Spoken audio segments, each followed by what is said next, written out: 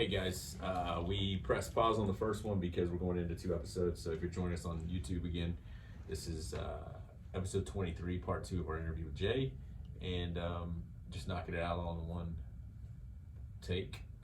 It's good stuff, so we're gonna pick back up, and we're gonna start back up. So I'm gonna give the intro. And all right, so Jay, we're back. The second part of our interview.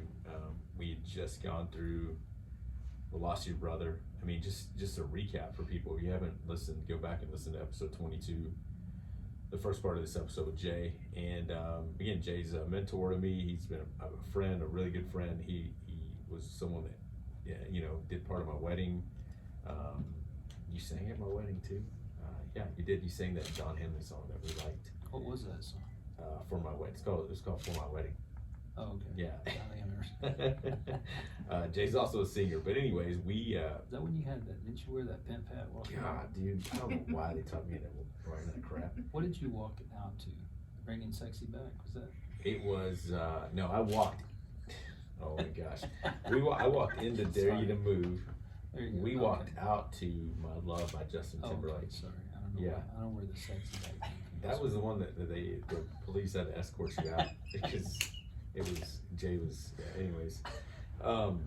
So we, so this last episode we talked about, adversity, leading through it, working through it. So you lost your job, your wife was diagnosed with cancer, you're working your way back, you're involved in hospice care, your own business, and then your brother, takes his life. You're walking through that while helping people. That's 2006, right? Yeah, 2006. Okay, and then so where did we go from there, man? We moved to Austin. Oh, one of the biggest parts of my story with you is you were at some conference, and the place I'm working at now was looking for a position, and you said, hey, what about Mario? Yeah, I was just like, what about Mario, man? I knew your heart and how you connected, because in college ministry, you just had a natural gift of connecting and leading. So like, what about him? I think he'd be, so, and that it led to, so was that like, did you get a phone call and I got a phone interview call. Yeah, I got a phone call saying, hey, you're our guy. And I was like, no, I'm not too sure. And he goes, no, yeah, you're our guy. And what's funny is today, so June 1st, it's 13 years today. Oh, wow. 13 years today. That's awesome. that we picked up and moved. Wow. We lost a brand new mattress. Some side tables. I'll never forget driving through Sterling City, and my father-in-law takes this turn, and my buddy Jason that was with me, he goes, hey, that looked like your side table. I said, yeah, it did. And then he goes, what? Watch out. And I look, I go, that's our other side table. And we see the mattress in the air in some field, and then it lands in a field, and we had just bought that mattress, and it was anyways. That's about all y'all had. That's about all we had, 500 square foot apartment. But yeah, Jay was is one of the reasons I moved to Austin, just because you had told a mutual friend, hey, he's there. I left a company I was with for quite a while, and they were they were gonna move me down there anyways to be a part of that. And then so I left my job, moved there, and then you're here, and you went to work. Well, your oil company, your chemical company is going well. It's going well. You're still in hospice. Still in hospice, and actually that's back when at the same time. It was a lot of in the middle of adversity. A lot of things happened that are big things. Like Sherry goes back to. That's right. Fulfill a dream to be a PA, and so it just happened. Went to Texas Tech had a PA school, so she graduated in 2008.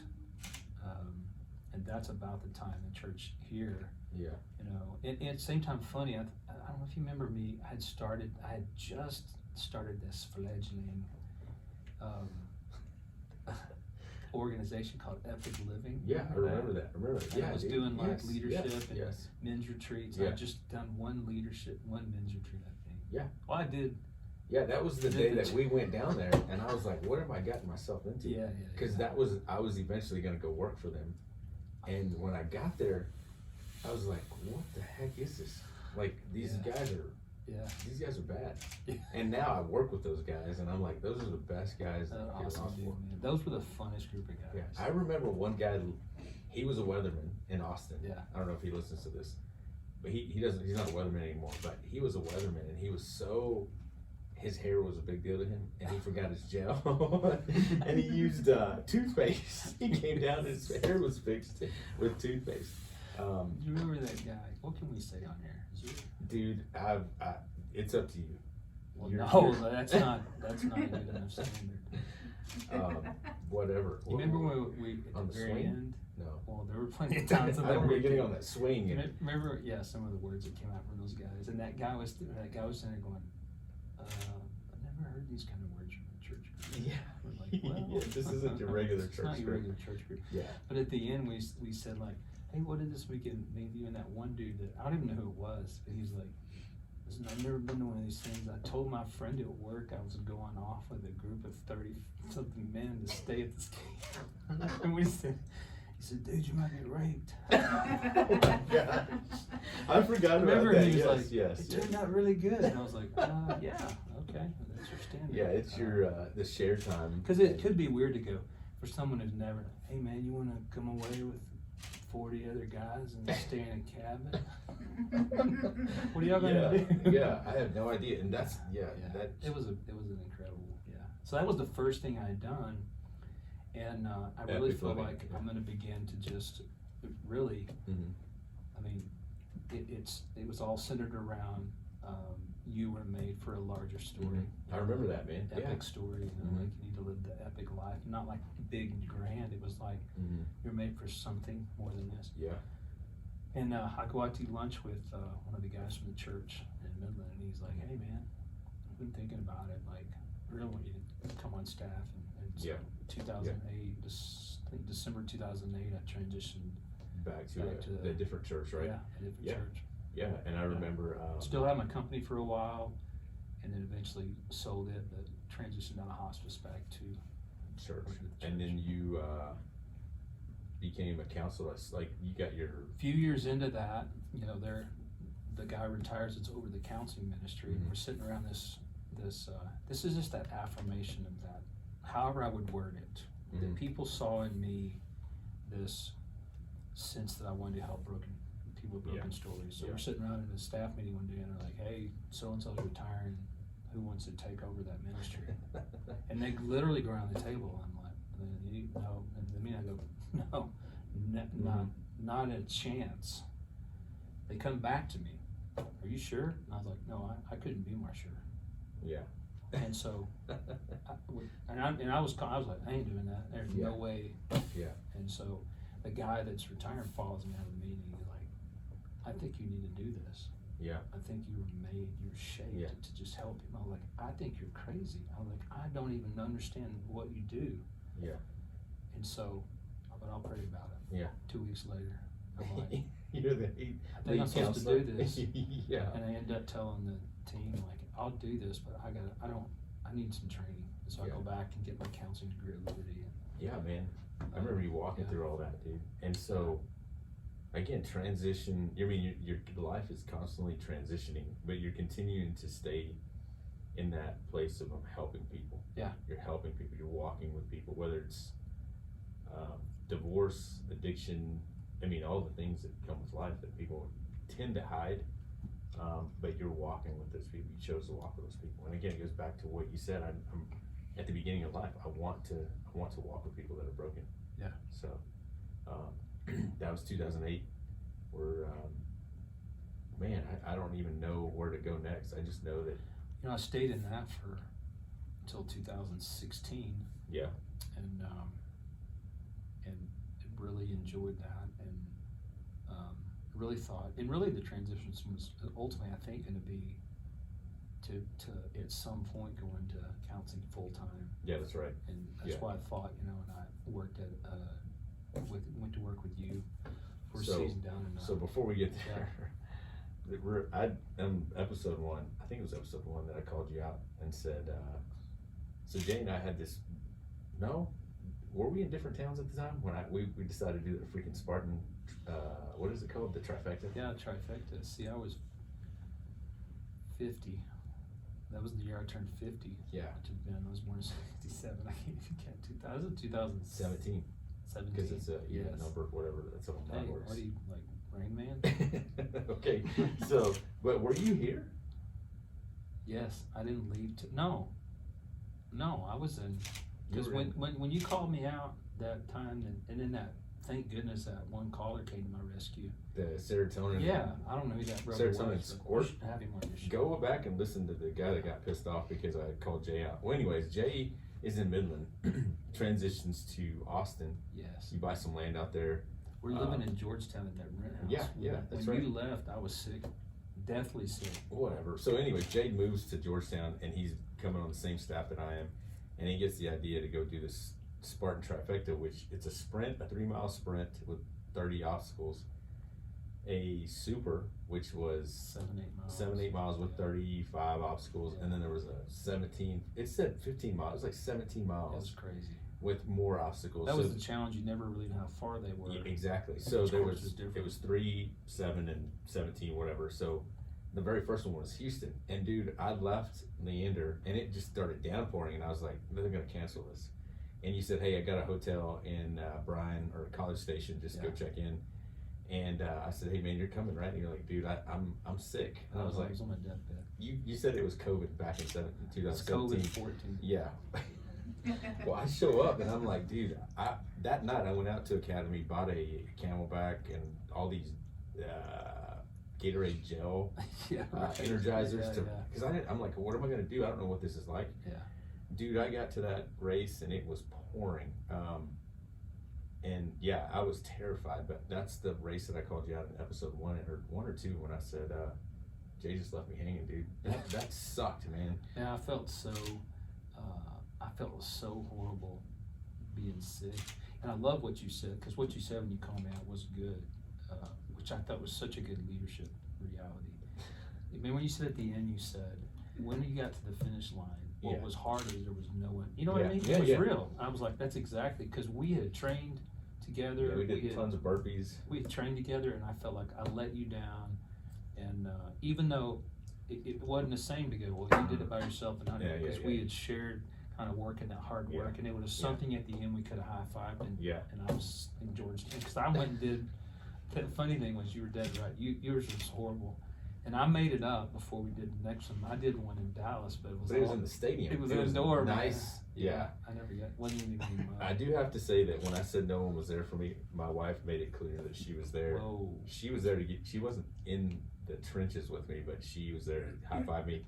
And we got a buddy's car stuck. It took longer to get the car stuck out of the I mud remember that. than it did for me to run the dang race. So anyways, Jay and I start working together. We get this idea to run these Spartan races that year. We ran, then the next one was in Austin. That was the one where we ran that culvert. Yeah, and and the lightning storm stopped it 3 or 4 times, and we're like, we're finishing, I don't care if we die of getting stuck in the lightning. Yeah. And then we went to where Chris Kyle was it where he was shot? Yeah.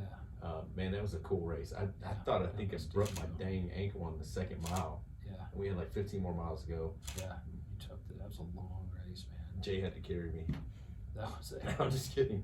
It was a long, I felt like it'd never end. You remember at the end, you were like, hey, dude, let's take some pictures. And I was so tired. There was not a place to sit down. I was like, I gotta sit down, man. I couldn't even stand up. I just sat on the ground. Yeah. You were like, get up and take one picture. And Yeah, somebody I else should was post those with pictures. us. It wasn't Corbin. That was on the 2nd one. It Oh, was just the me and second you. one, just me. Yeah. I felt like if you had sawed my feet off at the shins, and I ran the last 4 miles on a bloody stump, that's what my legs felt like. Yeah. We're smiling like we conquered, and I was like, Yeah, we did the trifecta that year. It was cool, man. was pretty awesome. So we worked together. We went hunting together. I mean, this is the first time that we actually got to work together, and I think this is where we begin to talk through leadership things, just life. And so your counsel, and here's what's crazy is we both go through a little bit of some adversity, working somewhere where it's not going so well as far as finances. So we all went out and got multiple jobs, and I went back into the world where I was at in Midland. You went to hospice care and counseling, right? Yeah. I remember that. So you went back to that. We're drawing multiple paychecks, and we didn't go without a paycheck. We just said, hey, let's do this for the team. Let's let's pull our own weight if we need to let's just do our part to do what we can. And I remember being in the truck with you, and that's why I want to bring this up, because I remember we had taken a left on 1431. We were headed towards the where I was working, I think, and you had said, "Hey man, have you ever thought about starting your own company?" I was like, "No, man," and you were like, "Yeah, like this, customer service side of it, the training," and that's where Made for More kind of started. I mean, it did start that day. Yeah. And it just began this whole thought process of helping people in a tangible way in the business world, wherever, in their own personal life. And it came from that whole conversation. I remember, I think the reason that came out when we were talking about it is I knew you worked at you worked there in Midland, because I used to come this income. Mm-hmm. But going back into that, and that kind of, here's what I'd say, side note, this is where I think both of us realize sometimes a season of adversity pushes you into totally what you might fear risking, and now you get pushed into it. You know what I mean? It's kind of like you jump, someone just pushes you off the edge, and you're like, okay, now here we go. But seeing you step back into that, I remember thinking, man, you were so God's gift. You're so good at this. It comes so natural. You see things about teams and leadership, and plus those guys. Yeah. They affirmed that in you. That's why I was like, why don't you just do this? Yeah. They see that. I had never. I'd heard about how successful you were with this company, but I think I saw for the first time how you mentored a team and how people responded. So I was like, dude, why don't you do this? We were both trying to figure out, what are we doing something else? Yeah. And it pushed me into counseling more in depth, which I ended up being in a practice more full time then alongside hospice, and so it really was a good thing to push us into some areas of leadership. And to think that's where, again, like you said, in adversity, I think rather than, and I said this about the seniors on our about our seniors that just graduated, is when you're going into the storm, some of us tend to go, I just want to get out of it. It's coming. The storm's coming. I want to get out of this. But what if through that something emerges that you go, I'm made for what I'm made for right now because of what the storm showed me, I guess. The whole, it's just peeling away parts of who you are going through the storm, and you go, man, I didn't realize this is who I was. And to be open to that, and again, I can't talk to certain people's adversities. It may be different and extreme, but remember that coming out of that, think about some of the things that you learned and go, man, maybe there's a different plan for me. Maybe there's a different route that I can take, or what have I learned through it? So, man, so we worked together, and then you moved back.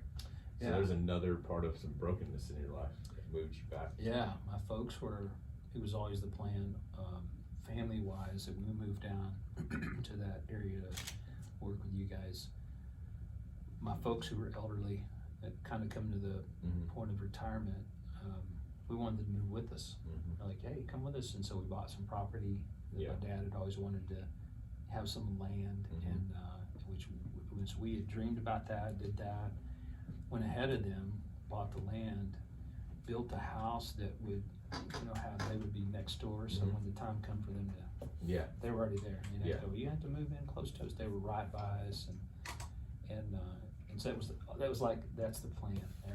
The dream's coming true, and my dad's diagnosed with pancreatic cancer, and does really well at the beginning of it, and through just a course of some of the time, the next year and a half, just gets weaker and weaker, and decides, I don't want to live.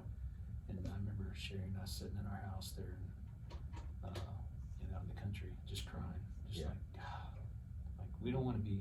It was never the plan to be there without them, but at the same time of like, what happened? Like we just everything's hit reverse. That's what it felt like. We joked that you stepping on a dock, put your foot on the boat takes off with one foot, you got one foot off the dock, and like, what just happened here? And so we end up saying, we got to go back and take care of them. That's my parents, they didn't have anybody else. My brother was gone, and Yeah. so we sold everything and moved back to Midland in 2018. Yeah, man. Without anything to do, like, I don't know what we're gonna do. Yeah. We didn't have, neither one of us had jobs or just knew we knew they needed us. Yeah. So And so leaving leaving your comfort zone, and then a couple things happened through some loss here, and then a new place to work outside of your comfort zone. Yeah. And we'll get into that in a second, but you move here, and both your parents pass away. It's man. crazy. We moved back to take care of my dad primarily. I think we moved back in this November of 18, February of 19. My mom goes in for a routine, like a test, respiratory test. And my parents are following me to the hospital. On the way, she goes into cardiac arrest and dies in the circle drive of the ER. They resuscitate her. And she goes into ICU for probably 8 or 9 days and then dies. Man. We're just like, It felt like one thing after another, man. When you left, Yeah. you left the country and you moved here. So we Yeah. came down and visited you, and then when did you start here? I came down here actually October before I moved to when my second grandson was born, or 2 grandsons. Yeah, that's right. Tristan and Cohen, and so he was being born. Yeah. And I came to talk to the guy that really is one of the key owners and leaders here at this organization, because I was going to start counseling him. Yeah. He was my counseling supervisor here in Midland when I was doing my supervision before. Yeah. So I came in and talked to him, and he was like, "Well, won't you come to work?" Yeah. It was funny. Why don't you come to work here until you figure out what you're going to do? Yeah. So he just wants to hire you. He's like, we try to hire. His perspective was we hired good people, we hired good leaders, Yeah. and we figure out something for them to do. Yeah. And so I was like, man, I don't know nothing about. Yeah. I'm so ignorant about all this stuff y'all are doing. But he just said, come to work until you figure out what you want to do. So I thought, well, I can just do something. So when I came back, I had something to do, and so I had a job starting November the 1st, just working. And you didn't even know what it. I mean. No, I just did whatever they told me to do at this company. Like some days I'd be looking at survey maps, some days I'd be chasing down water wells out in the 70,000 acre ranch, trying to figure out where they're at, and I just find stuff to do, like, hey, this looks like this would help the organization. Think I can do this, and so that's really what I started doing when I came back, and in care for my folks till my mom passed. Yeah. Yeah, and so you're at an organization that, again, they just hired you, and I think the importance of that for me is to tell people, remember that it's not always what you know, it's who you know. Because this guy obviously had a relationship with you. You and I have always talked about the relational side of leading a company, or relational side of leading a team, that you got to know about your people. Again, for me, it's like going, even if they move on, and if they come back, man, you know them. Yeah. You know their heart. They obviously knew you. They hired you. And then what was next? Did your dad pass away? Yeah, it was.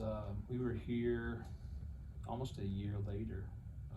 And my dad was, progressing through pancreatic cancer, so we knew he was doing so incredibly great. They would tell him, "You're a miracle." Like, there were probably moments where we were like, maybe he doesn't really have. You kind of lie to yourself. And you're like, maybe he's gonna live forever and not die. But on my birthday, in 2020, he went in. He had some pain in his stomach, and so I took him to the ER, and he went in and ended up going septic in the next few days, and we transitioned to hospice, and that was tough. Just it was a gift to have. And he was diagnosed in 16. Yeah, man. So he had 4 years of pancreatic cancer, which is pretty miraculous. That is. He had a good quality of life till the last year, and even he worked till I was about to say, January 31st of 2020. Son of a gun. Retired the 31st, died in March, and so he was a tough. Yeah, he would not stop working. He just loved. This makes me emotional. I used to I used to, I would struggle with how much he worked over the years, because he worked a lot. Yeah. I mean, when we were little, he worked a lot, and so in the last several years of his life, I was like, Dad, like, you need to take some time off. You know, I would try to just give him a hard time, because he worked 2 more years when he should have been down there with us. Yeah, That's why I never got to live down there. I wasn't mad at him, but I was like, you worked 2 more years and wasted time we should have been together. But I can remember on his in the hospital room, he just started talking to me about how he was the most generous person I had ever known in my whole life, and he really was a person who worked to give. Yeah. Was that the best way to live your life? You know what I mean? Like, he might have missed relationships at times, even though he and I had a good relationship. But to his last days, he wanted to leave the gift of generosity to help, you know, and so that's what he did, man. He just passed away on March 13th, and got to just be with him that night. And, man. So we get back, and then we're like, what the crap? Like, you just moved back. We just moved back. Now they're gone, and so we're struggling. Like, why are we here?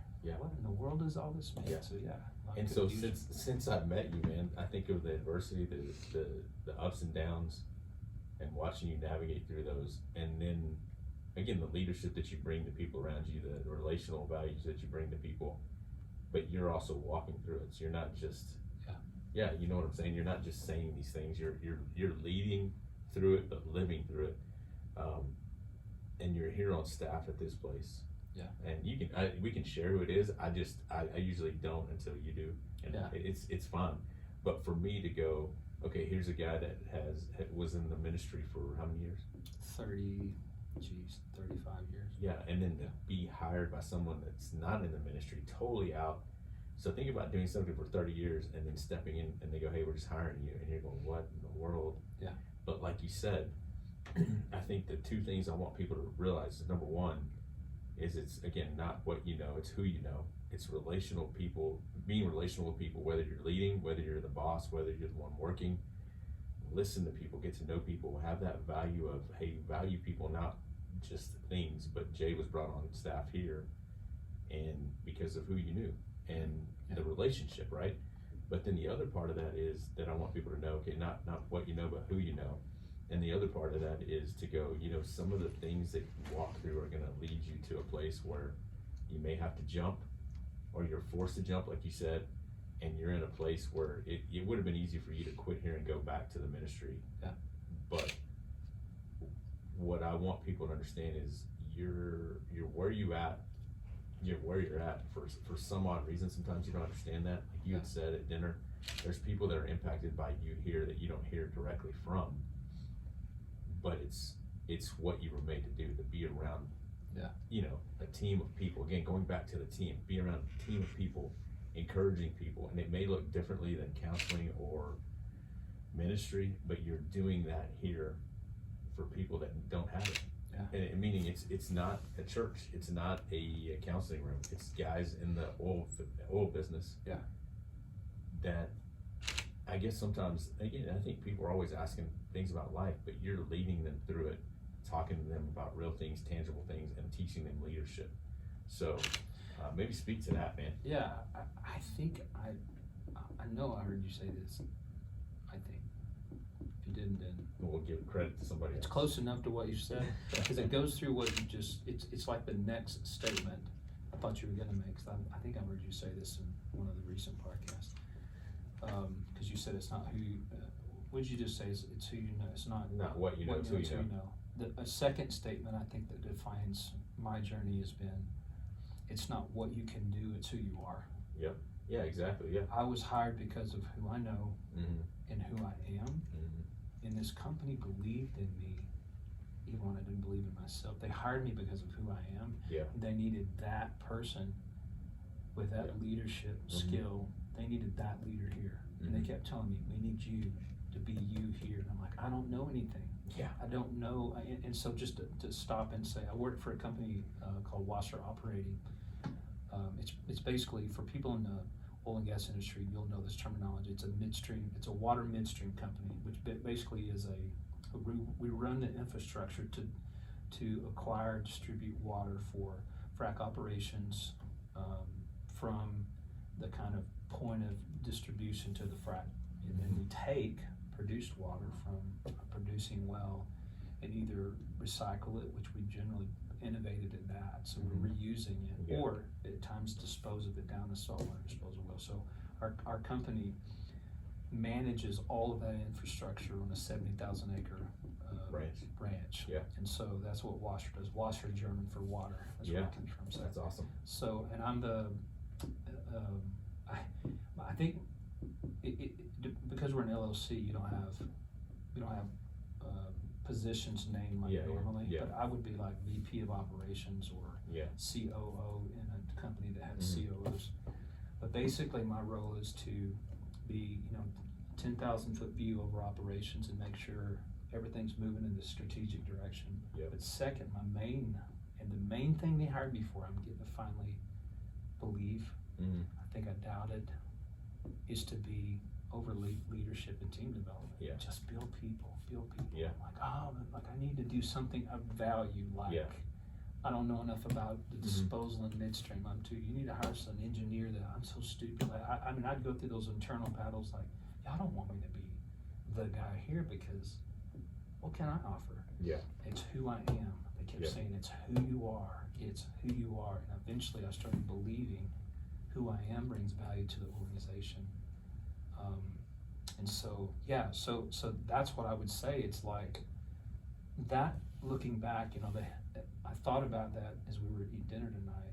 That kind of defines this journey of leadership adversity for me. It's realizing again and again, it's who I am as a leader that's most important, not really what I can do or accomplish as a leader. Because really, who I am is what's most important. And what doesn't change, no matter what assignment I'm in, that I'm finally realizing in my life at this stage, is who I am. I can be working for a church, I can have a chemical company, I can work at hospice, I can be an operations guy. What doesn't change is who I am as a leader. And that influence is who I was made to be. And so I bring that. And so really what I'm doing now is nothing different than what I've always done. Is in the context of this midstream company, I'm just helping these guys day to day to be a successful team, trust each other, learn how to really build relationships that allow us to accomplish a strategic mission together in the company. And at the same time, just, walk with these guys when they walk through broken stories and go, hey man, I totally get that. And there's not a day go by that we had a cool thing this week, I'm not gonna call names, just example, like we had a guy on our team lose someone recently who was his equivalent to his mom, his grandmother, she raised him. And the three of us, our CEO and CFO, and we were all sitting around the management meeting, and our CEO just had a huge heart, and he was like, and the context of what was happening is no one would, because of family situations, no one really cared about her. There was no service, there was nothing. We were talking about how, man, that's gotta be tough for him, and our CEO was like, we need to have a memorial service or something with the team. You can't, awesome, how would you feel like if your mom passed away and no one knew, no one celebrated that with you? So this past Thursday, we just do this, we have a team time where we usually do a team talk, but we just ate together, and she was from Italy, so we got Italian food, and then we just said, tell us her story. And he played a little slideshow, and man, we cried together, and we're like, what a good company. Exactly. And I know there's some dudes in there that've been there, like, what in the world? That much of boohoo, and they're always the big old guys are like, got something in their eye. And so we said, we care about what's going on in your life outside of what happens at work. And that meant more to our team in that moment. So we're getting to do those things. I'm just kind of like, okay. And I'm not saying that I'm fully confident. There are days I'm like, what am I doing here? I just got lucky and stepped into this. And so again, it goes back to what we've said here, guys, is that know your team, and your team's going to give you, they can go through a wall for you, because it has to be natural, it has to be real. It can't be fake, because anyone can smell that from a mile away. Is going, man, am I being influenced, or am I being manipulated? If you're being manipulated, they're not going to host a memorial service or something for a family member. Influence is going, man, we care about you, we want to take care of you. And I think that's awesome, man. I think that's really cool. And I think, going into the final few minutes or so of this, there's a few things that I want to talk about. But man, as a leader though, because you're leading an organization here through leadership things, what are some of the books that you've read that you go, man, this is kind of this is where I get some of my inspiration from? A book you guys have done walkthrough on Made for More, Leaders Eat Last. First definitely, 2 or 3, yeah, 2 to episode 8 or something like that. Yeah, that was awesome. Just you guys did a great job walking through and kind of combing through that. That's been one I've used one-on-one with some of our leaders, for sure. We've drawn from the concept of servant leadership as an organization. Yeah. And that's probably been from multiple books. I'm trying to think of some books by Irwin. I can't think of. But in other words, we really do flip our organization upside down and say your org chart's upside down. Yeah. And so the greatest servant yeah. is the CEO. Yeah. And so we're trying to say no one's over in that sense. We're under you. Yeah. And I'm trying to push you up to be all that you can be as a leader, and so we flip our organization chart. That's awesome, man. I know, day to day, we all know the chain of command, things like that. Division. But we're trying. So as we develop leaders, we're saying, hey, we're going to lead differently here. We want you to serve. Even use terms like, man, I'm here to serve you guys. Yeah. I'm serving those guys that I'm leading, and so. So it's been a new paradigm, because a lot of these guys come out of very big organizations or have in the years, and they're a little bit skeptical of I'm totally. Sure, but at some point y'all are going to do what a company did, and we're just a number, and we're like, no, you're not a number, and so we're trying to build that culture here.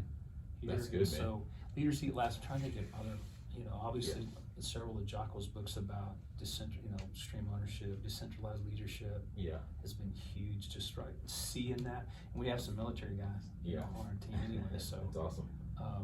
Dichotomy of leadership. That's one of our next ones that we're going to cover. It was huge before the end of the year. Yeah, it was huge because it just talked to that tension, about the balance of there's two, so those are some books that have influenced kind of what we're trying to do.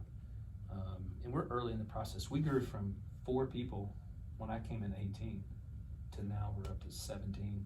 Wow, man. So we've exploded pretty quick.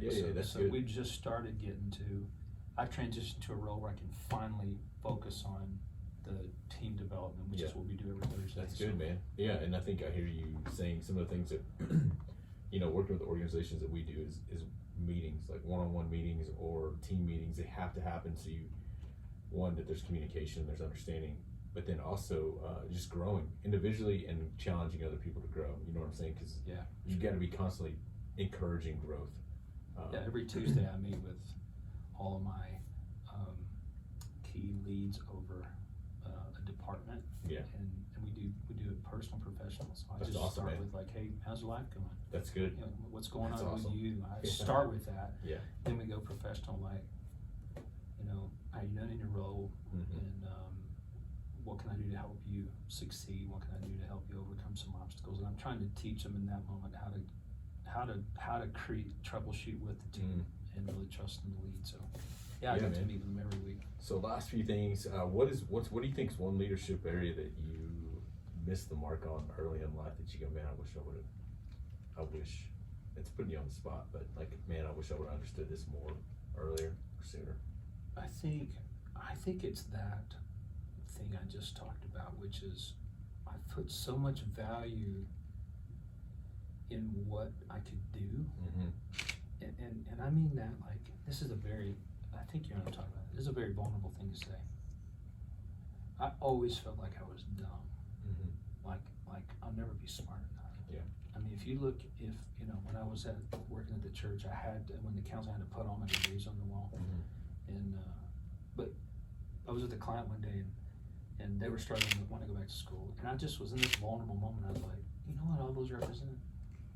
Every one of those degrees are me believing I'm not smart enough to contribute anything. Yeah. So I thought if I just know more, I'll be valuable too. And so I think that's what God broke me and taught me as a leader, is not what you know and what you can achieve, it's who you are. Yep. So I wish I'd have learned that earlier, because I've had a lot of stress and anxiety.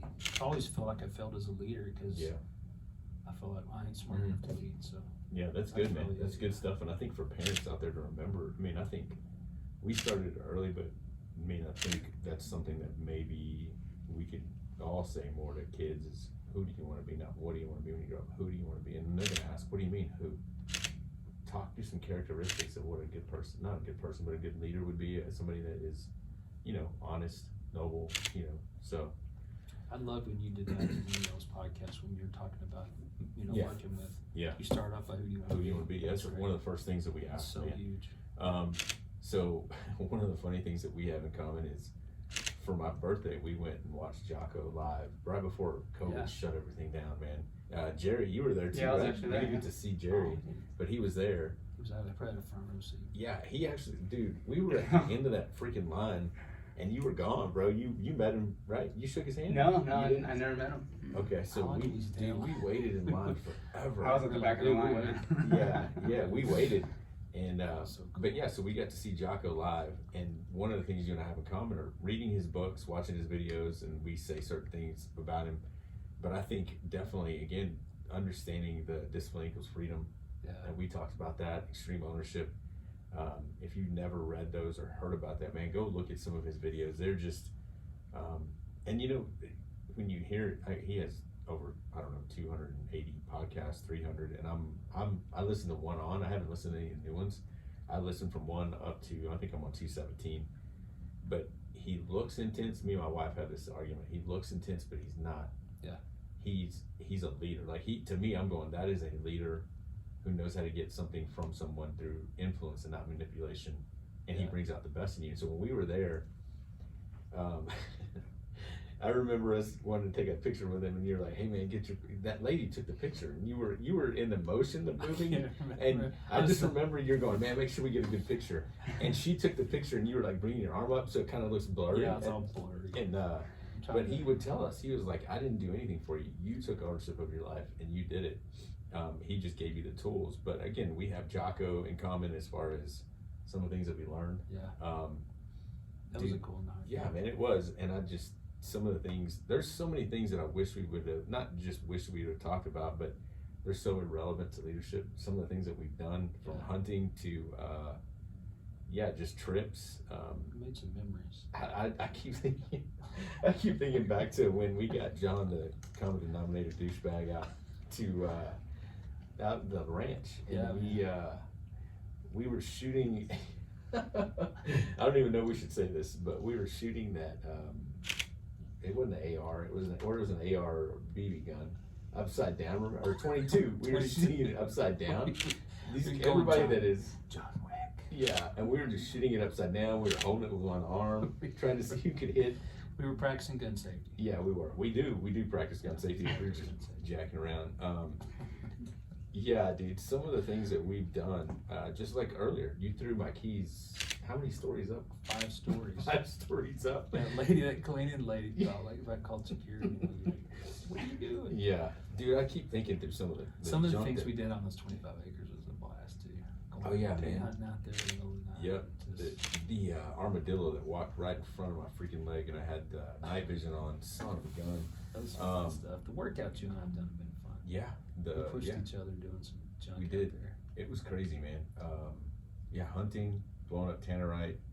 I'm trying to think some of the stuff we shouldn't even talk about, but dude, I think it's been cool. One of the questions that we ask everybody, dude, is like if you're WWE about to walk out, what's your hype song? That when they say, "Hey, come into the ring," is Jay Mayo. What's your hype song? Probably. What are you laughing at? I'm laughing at the song that My hype song is probably gonna be Country Boy. What is it? Country Boys Will Survive. That's Okay. what it is. Okay. Who sings it? Waylon, Okay. I think. You know what I'm talking about. I do, but I don't know who sings it. I keep thinking back to that. Isn't that Stone Cold's? Stone Cold Steve Austin. You're a big Stone Cold fan. I am Yeah. a huge Stone Yeah. Cold fan. Yeah. I know that might seem like a dichotomy. But you're always quoting him. Yeah, Yeah.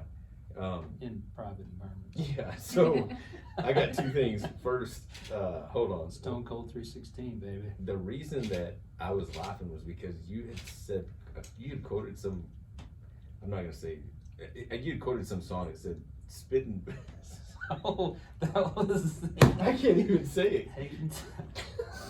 Hating spitting vapors on my dreams. Yeah. Is that Toby Mac? Yeah, it's like, Okay. I think it's DC Talk. I don't Or know. somebody. I never Yeah, listened to that. John quote. that John was like, Evans. like Douchebag. you again. hated spitting vapors on my dreams. Yeah, so- he sang the whole deal right there. Yeah, John is a great singer. So that, and then the other thing I wanted to say, man, is the text thread. Oh man. The, the text thread that you, me, and John have. So I don't even.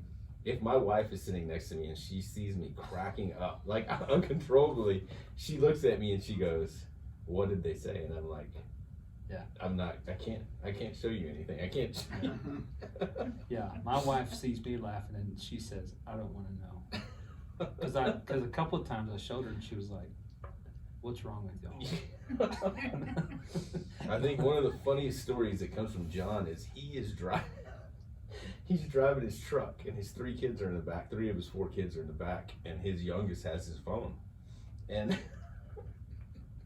his son said, "Hey, Daddy, Jay and Mario text you," and John reaches back there and slaps the phone out of his hand.